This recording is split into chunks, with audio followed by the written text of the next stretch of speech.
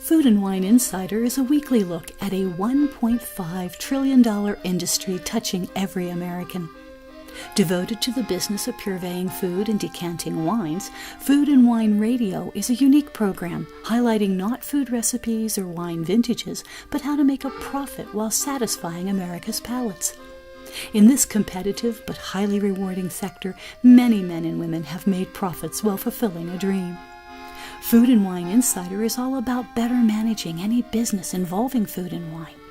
Each week, your co-hosts sit down with successful restaurateurs, food mavens, winery vintners, store owners, food suppliers, and other leaders in the worldwide industry that centers on foodstuff and wine. In frank give-and-take sessions, guests and panelists talk about the business of bringing healthy and pleasurable foods and wines to others. Your Food and Wine Radio host are Ann Daw, former president of the Specialty Food Association and a longtime food executive who has held senior positions both here and abroad with Kraft Foods and Philip Morris. Don Mazzella, a nationally known business commentator. On each show, they invite leaders of the world's culinary and wine industries to share the secrets of their success. Visit us at foodandwineinsider.com. Hi, I'm Ann Daw, your host for Food and Wine Insider, and today we're speaking with Steve Raye. He's the president of Bevology. It's a consulting company which works with individual brands and regional promotional boards to develop strategies for the American market. Steve is also managing partner at Bevology Imports, a boutique wine and spirit importing company and author of the new book, How to Get U.S. Market Ready. Steve, welcome to the show. Thank you very much. I appreciate being invited. Steve, you have over 30 years of experience in the spirits business, and you've spoken at many prestigious international shows such as Vin Italy, Vin Expo New York, and the London Wine Fair. Please talk about the passion for wine and the spirits business. Okay. I guess it's something that kind of bites you when you get into it. I originally was working in public relations, and I took a couple of wine classes and fell in love with the subject. Learned a lot on my own. These are before the days of WSET formalized learning. And I ended up getting a job at a company at the time was called Hubline, is now called Diageo, as a brand manager on Smirnoff, and also working with the imported wines division. And I've been in the industry ever since. And I guess I have a passion for everything that I do, but in particular wines and spirits is kind of like a fun one that everybody seems to enjoy. I'm sure people are very happy. Yes, and I think people are very jealous of you. You wrote a book. Go ahead, dear. Go ahead. Right? No, please. I was going to comment that you said makes people jealous of me. Absolutely. The travel that I do, and frankly, this is my strategy for retirement, is the kinds of things that other people pay money to go on vacations and pay for. Case in point, next week I'm going to be speaking at an event in Verona. I got invited to an event in Tramin, Italy, which happens to be the birthplace of the Gewürztraminer wine. So we'll head up there for a day, hosted dinners, lunches, tastings, all that kind of stuff, and I would never have had the opportunity to do that otherwise. Fantastic. You wrote a book about the U.S. market and how producers can, and I'm going to put this in quote, get U.S. market ready. Why did you write it, and what's it all about? Okay. Great question, I guess. For the last 15, 20 years, what I've been doing, I've owned a couple of different companies, is basically helping brands, export wine and spirit brands, who want to come to the U.S. get started. Some of them are new to the world brands, which we've literally started with someone giving us, in two cases specifically, a diagram on a napkin. It seems like it's something that you see on TV, but it actually happened to us twice. And then also new to the U.S. brands that have been existing in other markets that are wanting to come to the U.S. because bottom line is the U.S. is the largest wine-consuming market in the world and one of the top in spirits as well. So What I had been doing is helping people understand the U.S. market, one after the other, after the other, after the other. And I realized, it makes sense to consolidate all of these presentations and tools and those kinds of things into some thing that I could share with people rather than just doing individual presentations or even group presentations, which I've given around the world, from Chile, from Austria to Australia and points in between. And so a couple of people have been telling me, you ought to write a book, you ought to write a book, you ought to write a book. I was doing a lot of writing for international trade magazines. And finally, Stevie Kim, who runs Vinitaly, called me up and said, we're going to write a book. Actually, you're going to write a book. I'm going to make you do it. And she's a great collaborator and partner in this enterprise, and really a leader and driver. And I don't know if you know much about her and what she's created with Vinitaly, and all of the different things that Vinitaly does, or that Stevie's organization does. But it was the right partner at the right time to say, hey, do this. And I would leave you with one comment I've been telling people, although I don't know personally what it would be like. This is sort of like giving birth to a porcupine backward. Oh, ouch. Lordy.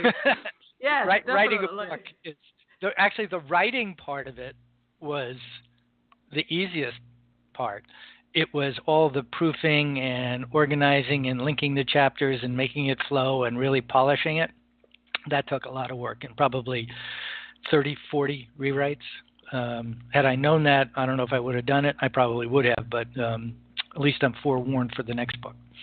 Very good. Well, maybe you could tell us a little bit about how the U.S. market is unique in terms of selling here and importing wines and spirits to the U.S. market. Sure. The U.S. market basically began in 1933, which was at the end of, or the repeal of, Prohibition. And basically new laws were set up. And the primary reason, or the primary driver of those laws, was to keep bad guys like Al Capone and gangsters out of the business. And during the period of Prohibition, they had figured out ways to be vertically integrated: production, distribution, retail sales, and all that. Only they were gangsters. So what happened is the federal government said, okay, the law is passed. We are going to regulate it at a certain level by the federal government, and that would be by an organization at the time called Bureau of Alcohol, Tobacco, and Firearms. That we will grant to the states individual rights on how they want to run the business. The net effect is we now have 52 different regulatory entities in the United States for alcohol, or as I like to say it, we are more Balkanized than the Balkans, because we have 52 different regulatory entities. They may have like 15 or 20 if you stretch it. So it broadly broke into two different categories. One is called control states, and examples of those are Pennsylvania and New Hampshire, where the state controls both the distribution and retail sales, and open states like New York and California and Texas, where individual entrepreneurs can open and sell, open stores and restaurants that can sell wine and spirits. So those are the two fundamental differences. And what it means is it's totally different from any other country in the world. And the biggest problem it causes is that a lot of people from overseas come to us thinking the U.S. is one country, and it's not. It's 52 different countries. And you can't, as one of our friends said, paint the states, apply the same strategies, resources, personnel across the U.S. because every state is different. And that can be a pretty daunting proposition for a lot of people. So the fundamentals are you have to understand what they divided it into something that's called a 3-tier system. And the tiers are suppliers or importers, people who produce it. The second tier is distributors or wholesalers, and we in America use the term synonymously. In other countries, wholesaler and distributor have different definitions. Sometimes a distributor can be a retailer. In the U.S., it can't. And then the third tier is retail, either on-premise or off-premise, which in the rest of the world is called HORECA, H-O-R-E-C-A, which means hotel, restaurant, and cafe. And then, obviously, the fourth tier, which is the consumer, but that's not regulated by the federal government.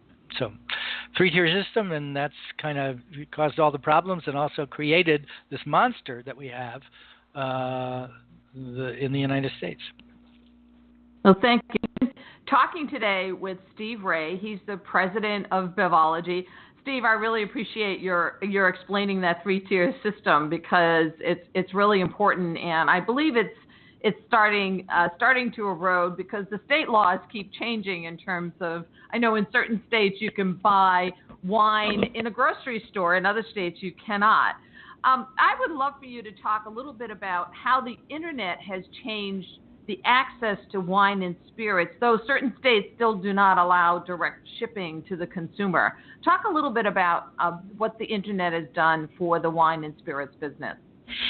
Okay, so Prohibition was 1933. That was roughly 85 years ago, up until about 6 years ago, call it 10, when e-commerce was first started coming to the beverage alcohol category. And that's what we call it, beverage alcohol here. The rest of the world is called the drinks industry.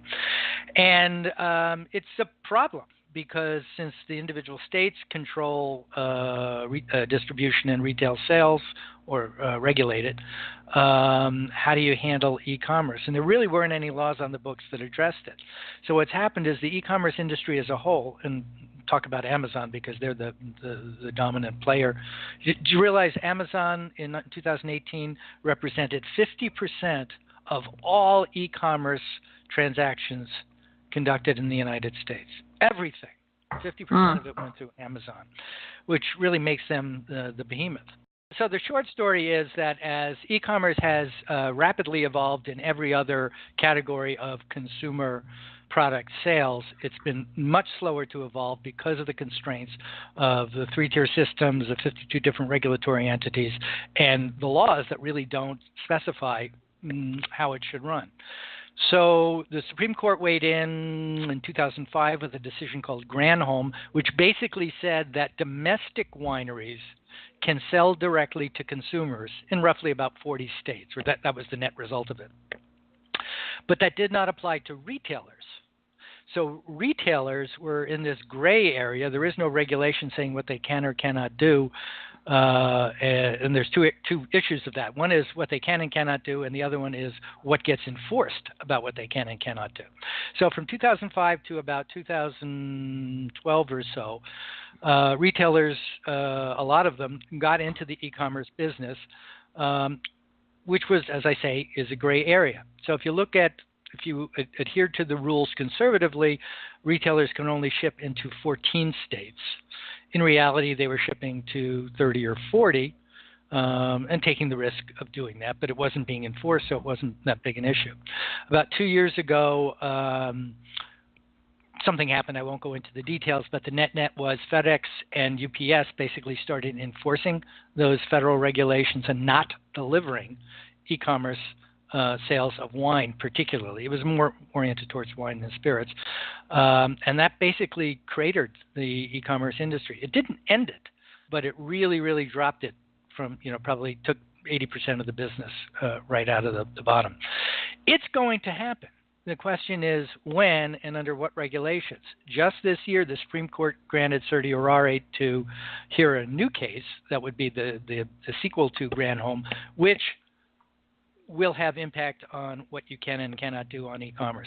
My personal feeling is the internet wants commerce to be free, and these regulations are ultimately going to have to respond to the realities of the marketplace, both here in the United States and also internationally. So I think it will get freer. Exactly how free and how it will be structured, nobody knows, but we do know that the whole focus of companies like Amazon and the idea of e-commerce is what I call infinite inventory.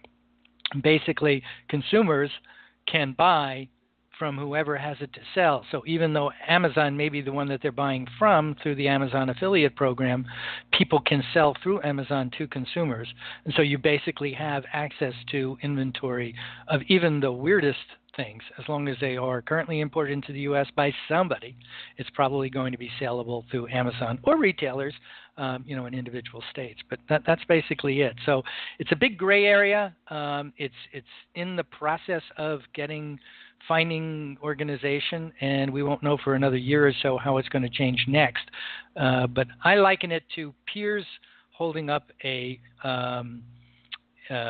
pilings holding up a pier. They keep getting knocked down, and the pier stays up until there's one point where it really undermines the structure.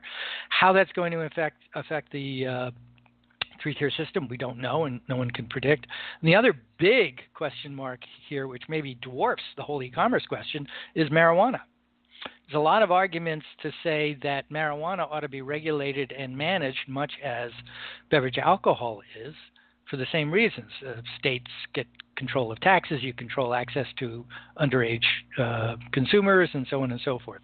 I have different points of view on how I think it should be regulated, but no one's calling me. So two major things are going to make huge, sweeping changes in the industry. One is e-commerce, and the second one is federal decriminalization of marijuana. And it's very interesting because it's very interesting that we all start with prohibition and where we are today. And I was just hearing on the news this morning about 2 stores that have now opened up that are marijuana shops because the laws by state are changing, and it just depends on what state you're in. It's funny how parallel that is to the wine and the spirits business. Things are complex enough for a domestic brand. I can only imagine what happens to a brand that's imported from another country. And do you feel, or are you seeing that they are actually treated even differently than domestic brands in terms of coming to the country and selling to the consumer? And talk a little bit about that.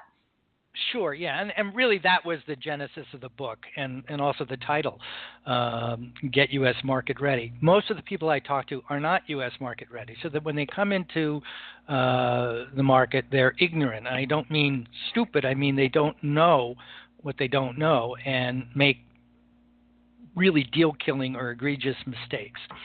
So my hope is, or the goal for the book is to help export producers not make the same mistakes that others have made before them again for the first time, which seems to be what usually happens is they gravitate towards making a series of decisions that compound one another. And in fact, one of the webinars that I've done in one of the chapters of the books is, here's 10 of the top mistakes people make. And what I hear all the time is, oh my God, I've made them all in the order you said. Or they'll call and say, I've just made 3, 7, 9, 12, and 14. Now what do I do? That they basically don't get themselves prepared. So the idea of the book was to say, all right, here's everything that you need to know. This is the information. It's pretty comprehensive in a very practical sense, but it doesn't tell you how to apply that information and to make it work. And that's really where my consulting practice comes in. It's one thing to have the information. It's another thing to interpret it and then figure out strategies to act on that information. So what we find is once people get educated, however, whether they read my book, come to my seminars, or do all kinds of different things, find importers on their own, use service importers such as MHW or Park Street, lots of different ways. But at the end of the day, they'll come to realize, I really need a guide, someone who has my interests at heart. And in a way, you can analogize it to real estate, right? You need a buyer's broker.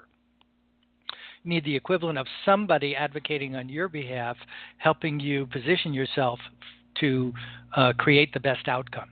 And relying on chance and hope is not really a good strategy.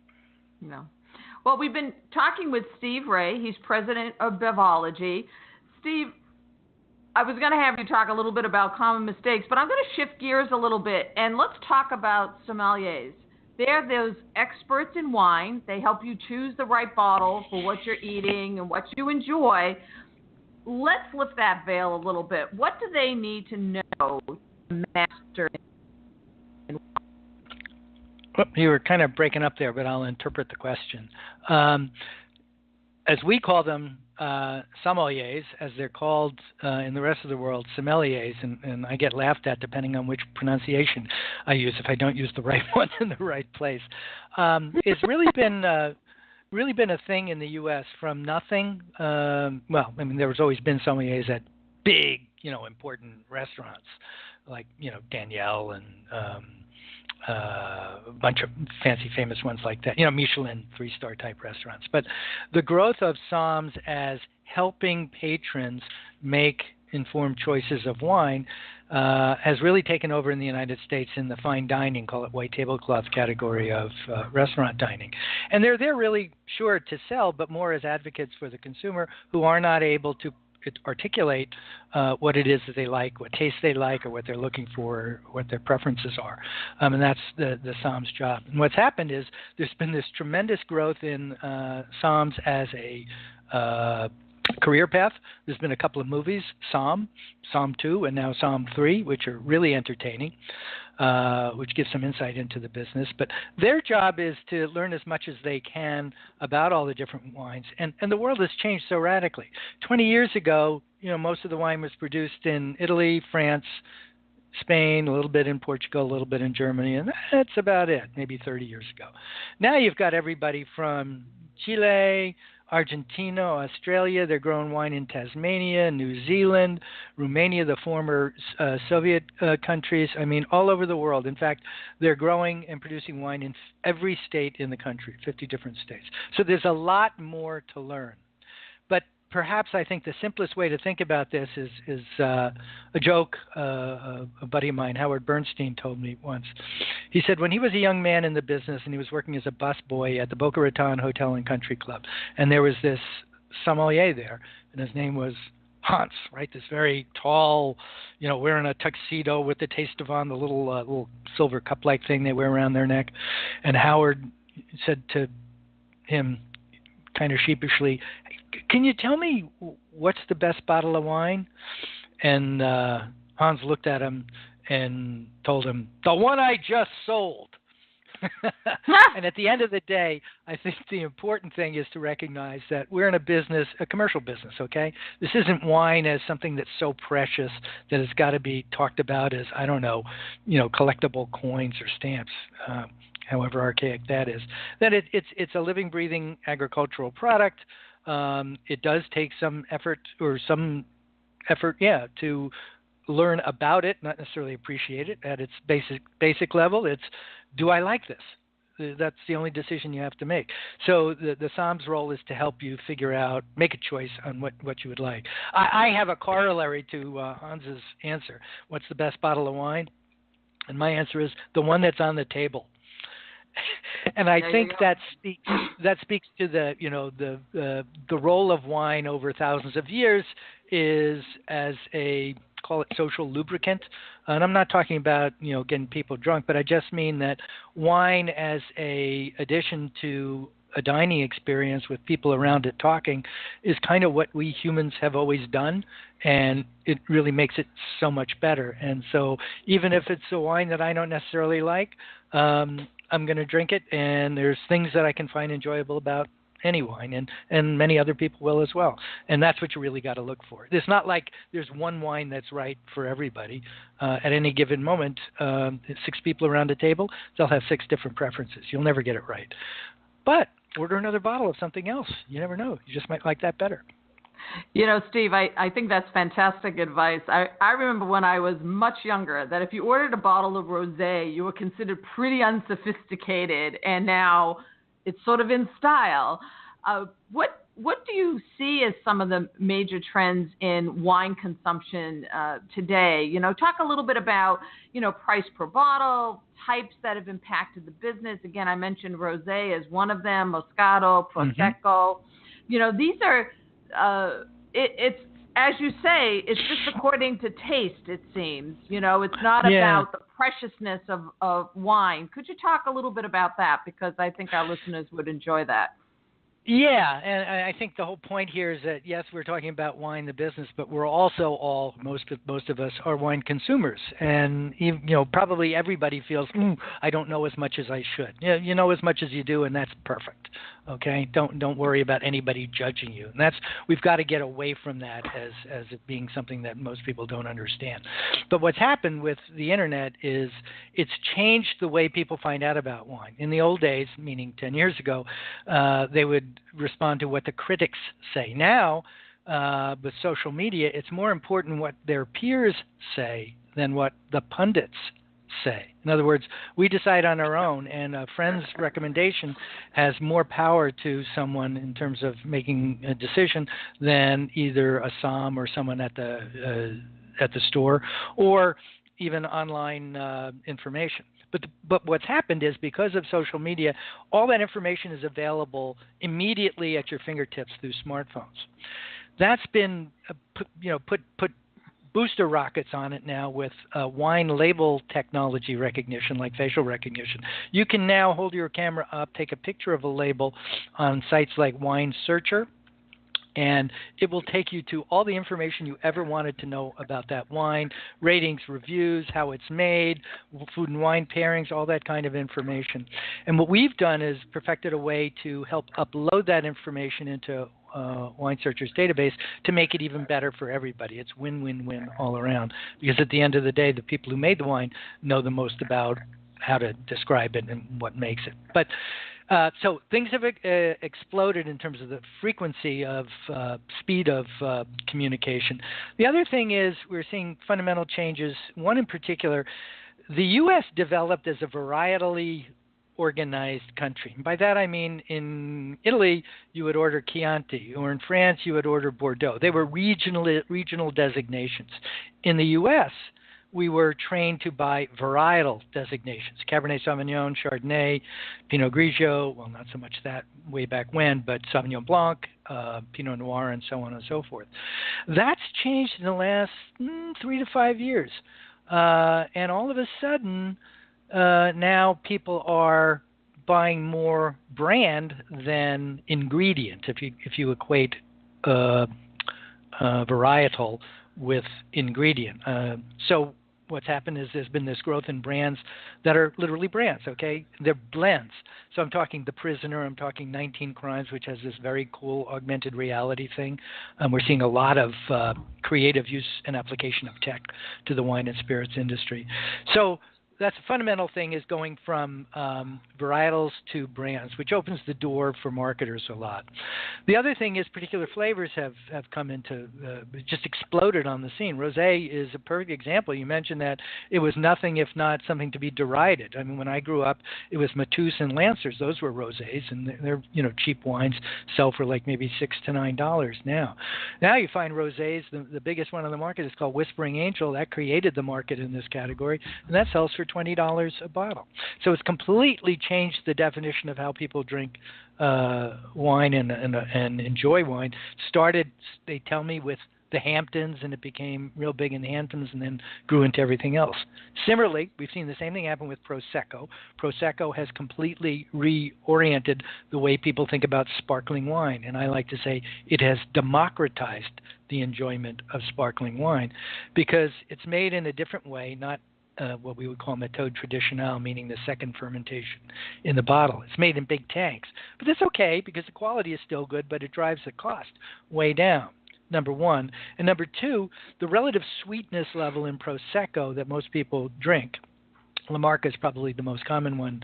That's Gallo's product. And I think that's like the one that they sell is 17 grams, which technically would be called an extra dry. It's right on the edge of brut and extra dry. But 17 grams of residual sugar is really sweet. Most of the champagne you're drinking is going to be 2 and 3 grams of residual sugar.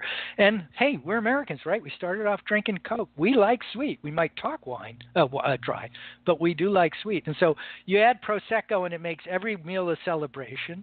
It makes sparkling wine an everyday occurrence, and frankly, sparkling wine makes food taste great because you got bubbles and acid, and that goes wonderfully with fats, which we as Americans like.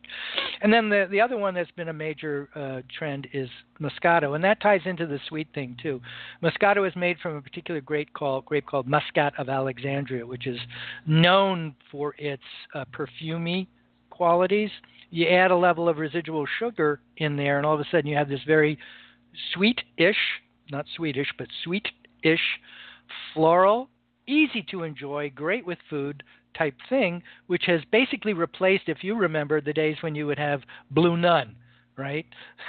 Or Bishop of Riesling, which is a brand that we used to sell, which are relatively low-priced German wines that were sweet and floral, because Riesling, to a degree, is similar to Moscato in being floral. Not so much sweet anymore for Riesling. But so I think the next thing that's going to happen, but I've been saying this for 30 years, is that Riesling is going to be discovered as the next noble grape. So we'll have to talk again next year and see if if my prediction came true. It may be a hope more than a prediction, because I absolutely love Riesling. I've worked with the people in Austria for years, also in Australia.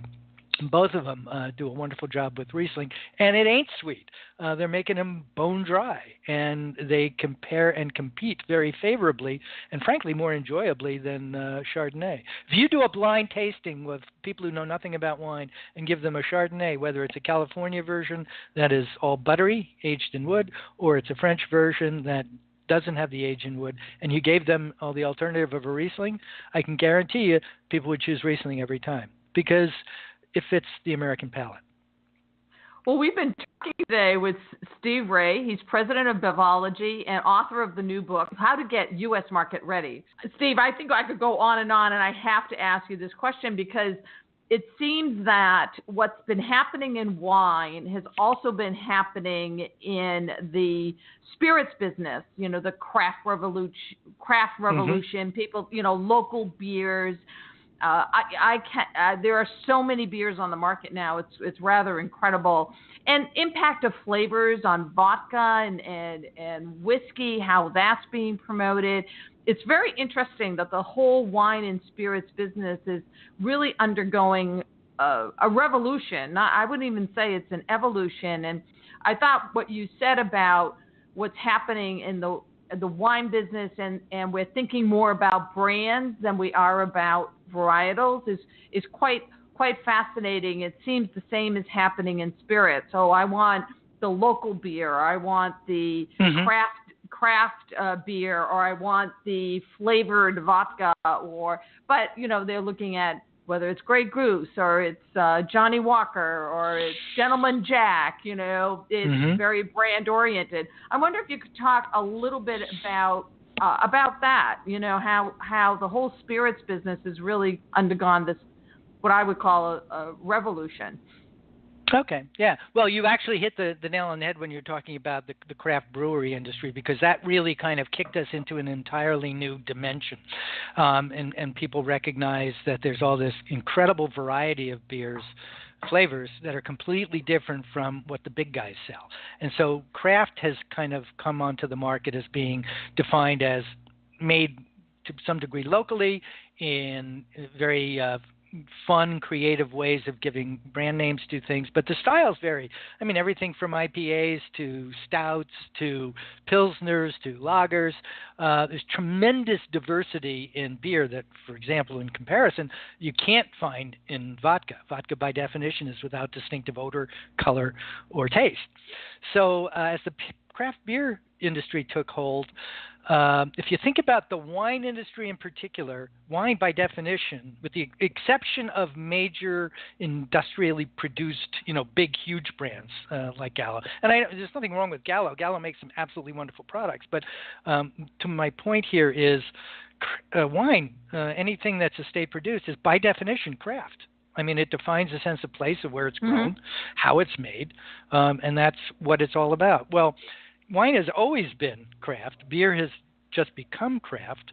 And the spirit industry is kind of adopting that and creating, I won't say unique, but certainly different flavors, and trying to align themselves on that in that dimension. And so, there's a couple of spirits that started, one with an espresso flavor, another one with a raspberry flavor, and kind of define themselves. It's actually not that new. It goes back 25, 30 years ago when Absolute or Stolichnaya came out with their pepper-flavored vodka, and then Absolute came out with Citron and then Pepar. It's really just kind of an evolution of that. I think it may have gone a little too far with vodka. There were at one point in time 300 different flavors, including bubble gum and, whipped cream and all this other stuff. I'm not the one to judge whether it's good or bad, just that, I don't know, you're putting flavors to something that by definition shouldn't have them. Whiskey is a different thing, too. You can do it in a craft manner by finishing the whiskey in different casks. So using old bourbon barrels or sherry barrels or Sauvignon Blanc or Cabernet Sauvignon barrels. And that adds a level of complexity and craft to it. And I differentiate craft from crafty. That's kind of the way the industry looks at it. Craft is authentically craft. It's made by some small entity with local resources for a local market. And there are some fundamental economic issues here about if all that is true, if it's small, how are you going to ever make money in the business? All right. But when we think about spirits, we're seeing the similar thing with these cask-finished creations. They very distinctly point to something that's unique and different from everything else. So you made the point about how it all was happening recently. Yeah, well, remember when we were young, I'm guessing in your case, and baby boomers redefined the entire landscape of the world that we lived in? Guess what? The millennials are doing the exact same thing, only they're using different sets of tools. In this case, it's the internet and social media. So I think the challenge for businesses is to be able to be nimble and be able to adapt to what these changes are. And maybe if you can't see over the horizon, maybe you can look at what's happened in craft beer, craft spirits, and craft and wine by definition, and model new offerings along that line. And that applies not just to the products themselves, but the way they go to market. And my point there, I think, is best illustrated by a brand called 19 Crimes. Somebody came to them, a technology company, had this very cool augmented reality thing, which allowed you to basically animate labels. And they went to a whole bunch of different producers, and they said, nah, it's a stupid idea. Nah, it's a stupid idea. And when I was at a big company, I probably would have said, nah, that's a stupid idea. Well, somebody said yes at 19 Crimes. And it's taken a brand from did like 17,000 cases in its first year to over 1 million in just a couple of years. Pretty much solely because of that very, very cool app that allows you to hold your cell phone up to the label, and the label will literally speak to you in the voice of someone who came over on the first fleet to Australia. That is totally awesome. The first guy who does it, that's great, and it's cool now. What's next? Yeah. You know? Yeah. And one of the questions I like to ask, and that's kind of where my focus is, I'm less interested. I mean, I will help people in what they're doing right now, but I'm very much more interested in not just what's next, but what's next. And that's why I have my finger on the pulse, and why I wrote the book, and why I give all my presentations, and why I write all the things that I do. And I also teach. Next week I'm going to Italy and can teach at University of Bologna Business School. I loved it, and hanging out with kids. And even though I'm kind of an old dude, it's just exhilarating to get down in the weeds with them and hear the way they think and understand that, and not try. It's hard for me not to apply my, limited creativity to the world that they see through fresh millennial eyes.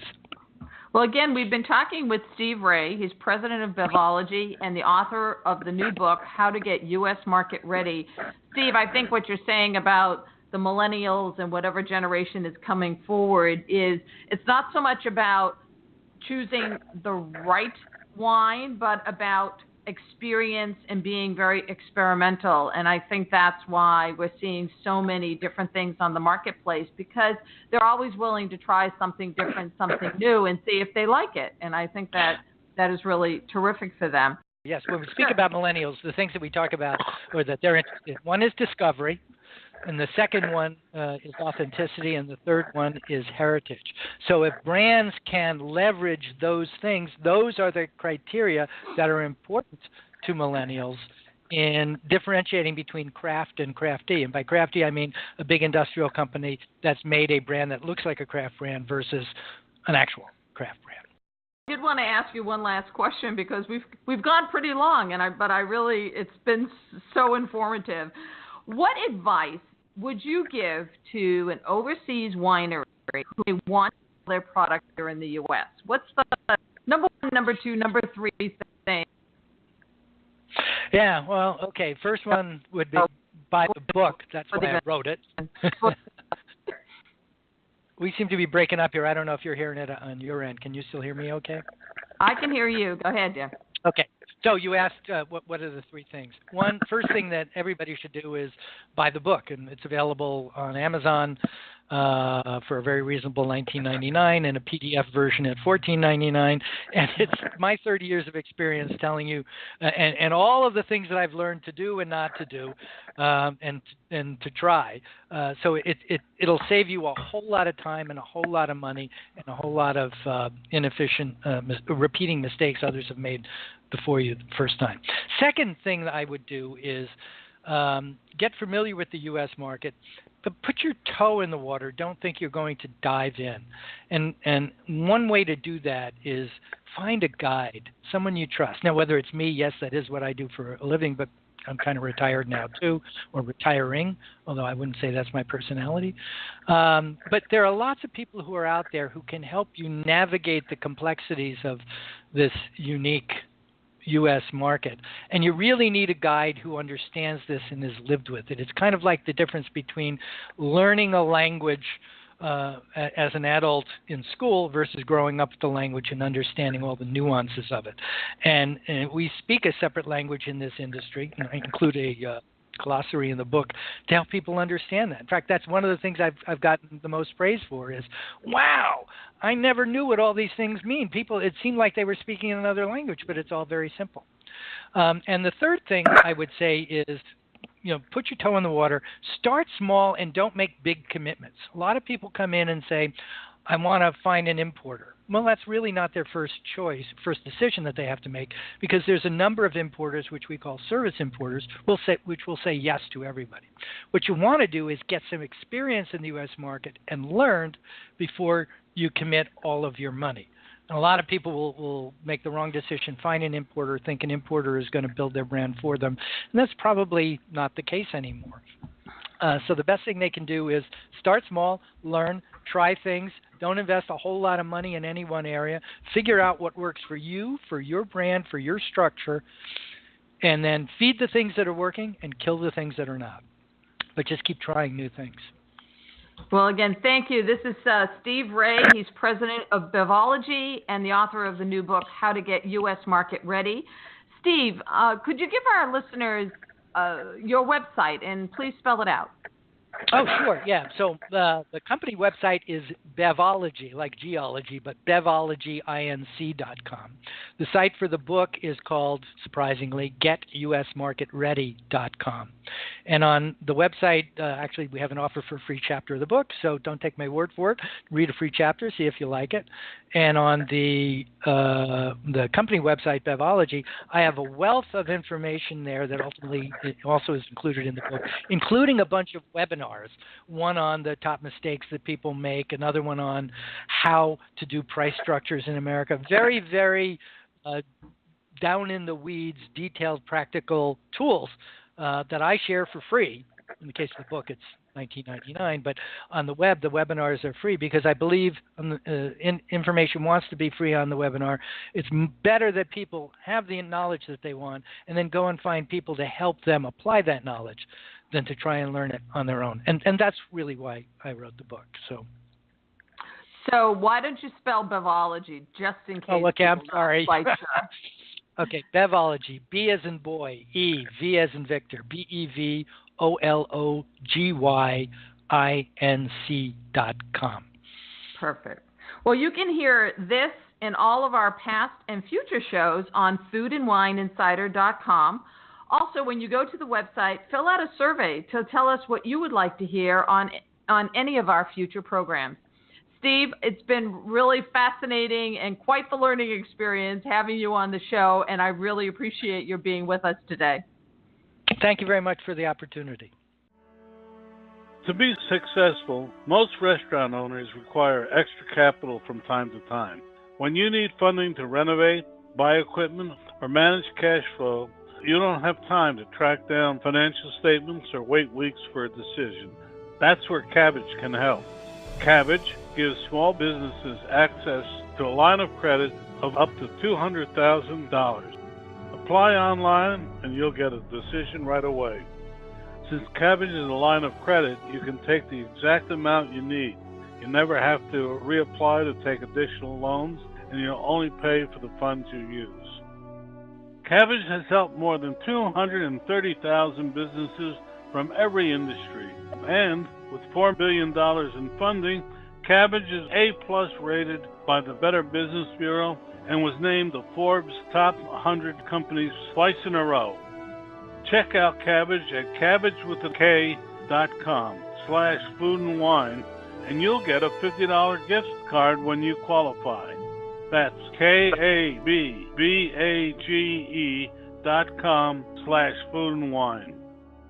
Line of credit is subject to credit approval. See terms and conditions. All Cabbage business loans are issued by Celtic Bank, a Utah chartered industrial bank, member FDIC.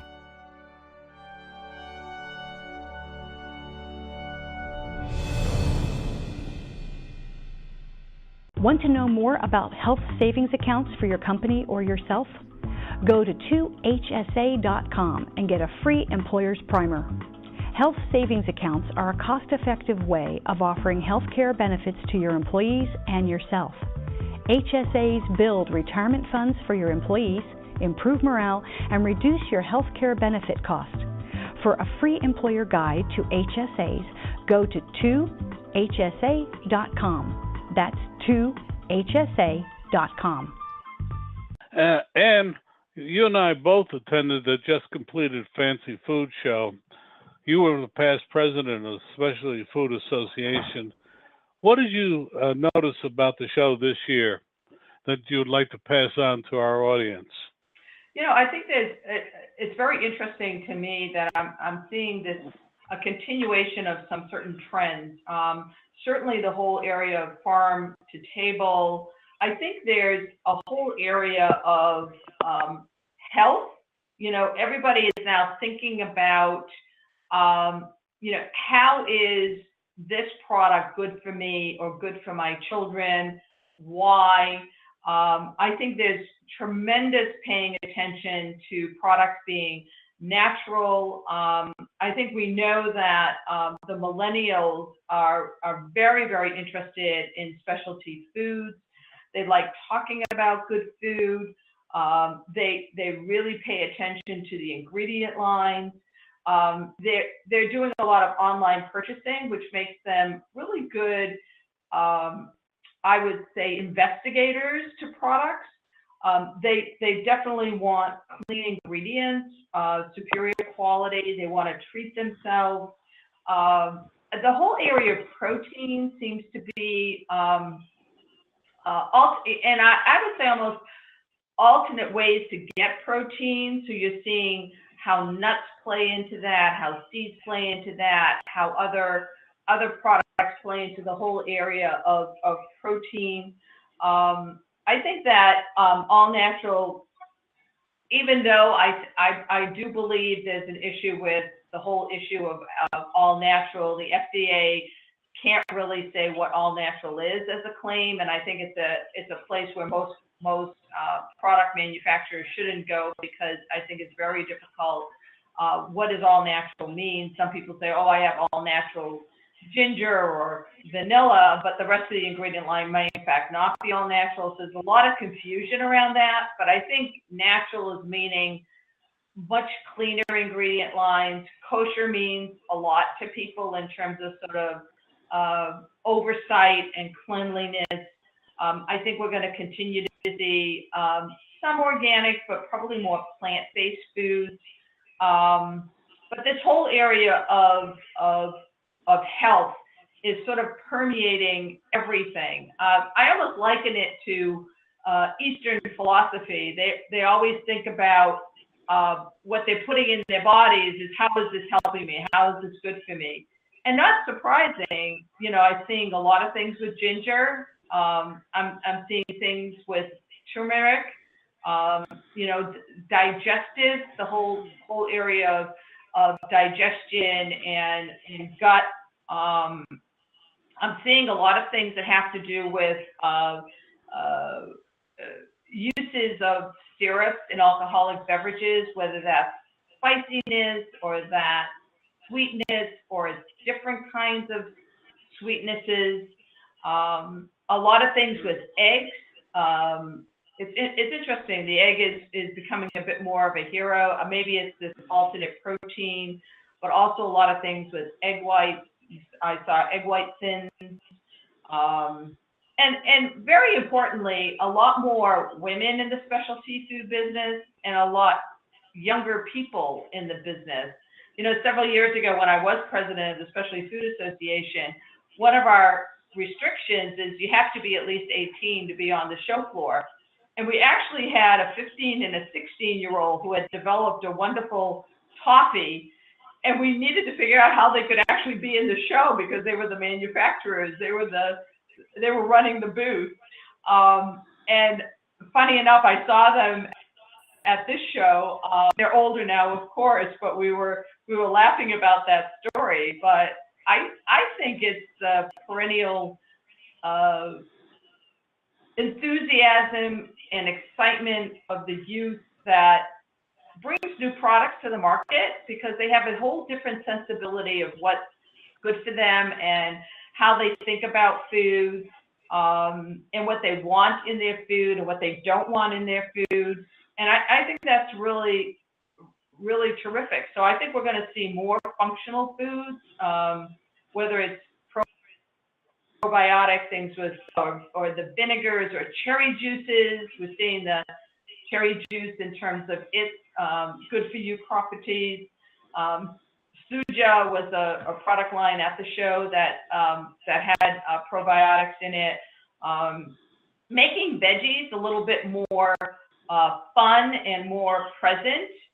There were actually ice creams with veggies in them, and you know, the peeled snacks. I think we will continue to see sustainability in how people think about their products. There was a product that was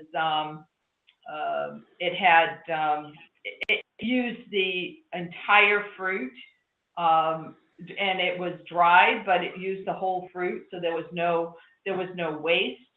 And I think those are the kinds of things that I think are going to continue, and I think it bodes well for the food business. I think ultimately big companies take a look at these things and say, maybe we need to change. I think I see a lot more of the big companies even changing their ingredient lines, getting back to the basics, getting back to what, when we were younger, we just thought of as real food. You know, we weren't talking about natural or organic. It's just how food was grown.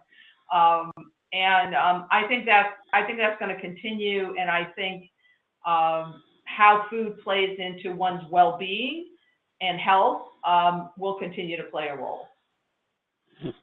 You know, many years ago, the Limelighters, which were a folk trio, they had a line in their show. They said, clean mind, clean body, take your choice. That's what I got out of the show. It seemed to me that, you know, I saw a lot of milk made out of everything from almonds, which was common, to vegetables, etc., at the show. And I was kind of looking at all of that and saying, I guess I'm from another generation. We wanted our foods from the cow, from the pig, etc. But I thought at the show there were so many other foods based on plants, etc., that maybe 10 years from now they'll be in the majority. Do you think so? You know, I think it's curious because I think plant-based, certainly I think we see, you know, certainly vegetarianism or veganism, but I think people are going to realize they still need things like calcium. They still need some basic minerals and vitamins in their systems. And I think it will come back into balance. I think what tends to happen is things go off in certain trends, and then there's usually a balancing factor that brings things back into play, so that I'll be curious to see. But I think people have a certain feeling about meat, but I think it's probably going to be more of a function of, how is the meat humanely raised? How is it humanely slaughtered? I think people are looking to that. It's not just, there used to be a term called big food and production and factories and all that. I think we're getting back to simpler, smaller, handmade. And yes, I think people haven't had enough veggies in their diet. So I think those things are really, really important. Will it ultimately replace, having a burger or a good hot dog? Gosh, I don't know. I don't think so. Not if 4th of July is any indication. So, certainly not mine either. One more point I saw. There are an awful lot of entrepreneurs, young couples at the show. I don't know the exact numbers, but it just seemed to me that this show had more younger people, entrepreneurs at the show than I'd seen in past years. Did you notice that, or was I just noticing it more? No, I think there's two things. I think we're seeing a lot more women entrepreneurs, and definitely younger people getting into the business, trying.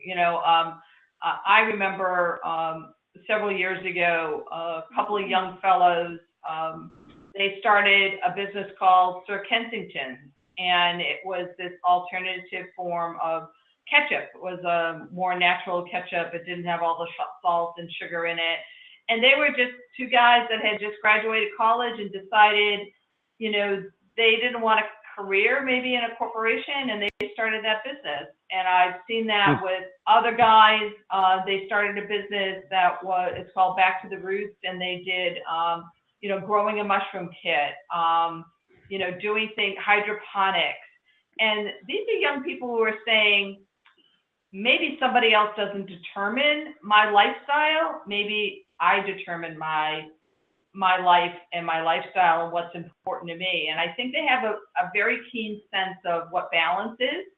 I think they do like to work hard, but I think they also like to play hard, and they want that time with families. And I also think we see the multi-generational families also continuing, a great desire by people to continue the family businesses. And so younger people coming in and taking over for, maybe their parents or their uncles or their aunts in the businesses. So yeah, I would say there's a definite trend towards seeing the younger people taking those risks. When you're young, you can take risks. If it's before having a family and having some serious responsibilities, you can try things, and it's and you can chart your own course. And I think that's really important to them. I'm going to give you a way out question. Do you ever think that marijuana and marijuana products will be part of the specialty food show in the future? I think there are not marijuana specifically, but the ingredients that's in, what is it, cannabidiol, or and I think it's already showing up in products. So yeah, I do think it will be part of the future. I think it's a question of what's food versus what is drug. And so I think it's a question of what properties from the cannabis are helpful from a food standpoint, not necessarily from a drug standpoint, because I think there's always a fine line between food and drug. I know years ago, I think it might have, I forget what big cereal maker had a product that had psyllium in it. And, the issue with food is if you overeat food, the one thing that you get is you get overweight, right? But it shouldn't change your body physiologically. Well, they came out with a cereal that had psyllium in it. And if you ate too much of the cereal, it actually changed your body physiologically. And so therefore they actually had to pull it off the market because it really wasn't. So I think it's a balance of those things. I think we will see it. I think it's already here. I think there are products that are out there. I think it's a question of what benefit is the product providing that still says it's food-related, not drug-related. You've been listening to Food and Wine Insider with Ann Daw and Don Mazzella. Want to join us on a future show? Contact us at foodandwineinsider.com. Until next time, have a passion for food, wine, and profits, and think of our program, Food and Wine Insider.